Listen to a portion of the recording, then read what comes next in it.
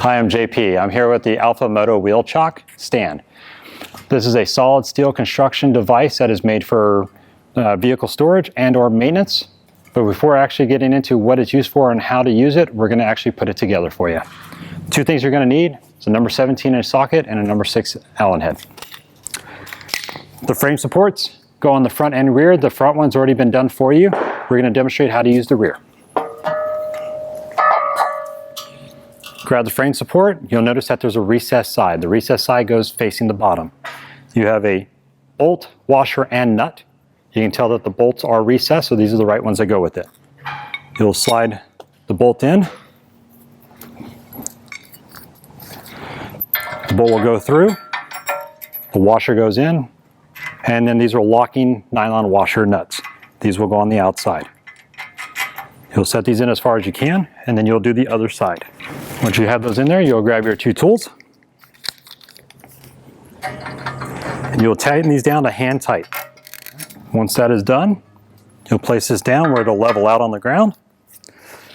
To put the front nose chock piece in, there is a nut and bolt that's already been put in here for you. This must be tightened down or else this will not stay level for you. Next, you have a retaining bracket long pin. They will slide through both ends. They will come through and you'll actually use your retaining clip. Push it through. That locks that in place. Next is your pivot arm here.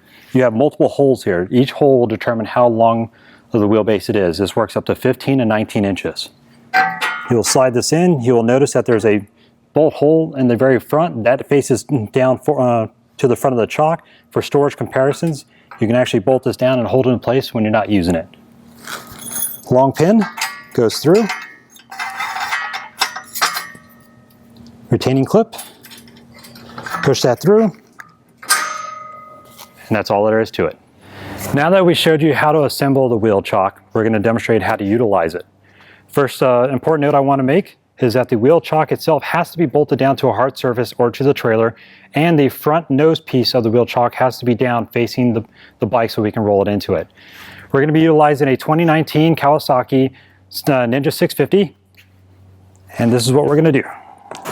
Once that the wheel chock is all lined up, the bike is lined up, all we have to do is push forward, seat the wheel inside the wheel chock, and that's all there is to it.